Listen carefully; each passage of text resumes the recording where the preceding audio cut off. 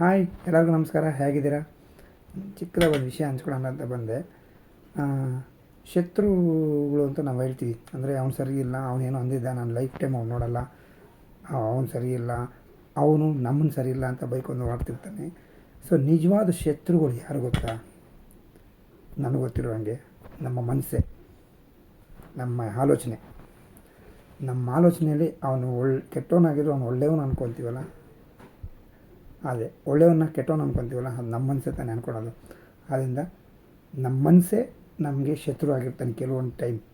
ನಮ್ಮ ಮನಸ್ಸನ್ನು ನಾವು ಒಂದು ನಿಮಿಷ ಯೋಚನೆ ಮಾಡಿ, ಏನು ಬೇಡ ಶತ್ರುತ್ವ, ನಾವು ಎಲ್ಲರ ಹತ್ರ ನಗ್ನಗ್ತಾ ಇರೋಣ ಅಂತ ನಾವು ಅಂದ್ಕೊಂಡ್ರೆ ನಿಜವಾಗ್ಲೂ ಶತ್ರುಗಳೇ ಇರಲ್ಲ ಅಲ್ವಾ?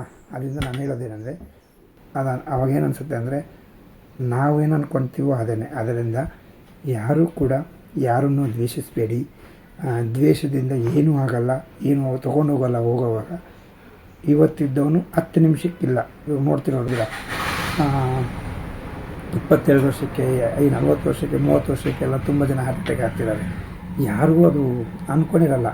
ಬಟ್ ಯಾವಾಗ ಏನಾಗುತ್ತೆ ಅನ್ನೋದು ಯಾರ ಕೈಯಲ್ಲಿಲ್ಲ. ಆದ್ದರಿಂದ ಇರೋವರೆಗೂ ಎಲ್ಲರ ಹತ್ರ ನಗ್ನಗ್ತಾ ಅವನು ಚೆನ್ನಾಗಾದಾಗ ಹೊಗಳೋಣ, ಚೆನ್ನಾಗಿಲ್ದಿದ್ದಾಗ ಅದನ್ನ ತಿಳಿ ಹೇಳೋಣ. ಯಾರಿಗೂ ಯಾರು ದ್ವೇಷ ಅಲ್ಲ, ಇದು ಯಾರು ಎತ್ಕೊಂಡು ಹೋಗಲ್ಲ. ಎಲ್ಲರ ಹತ್ರ ನಗ್ನಗ್ತಾ ಇರಿ.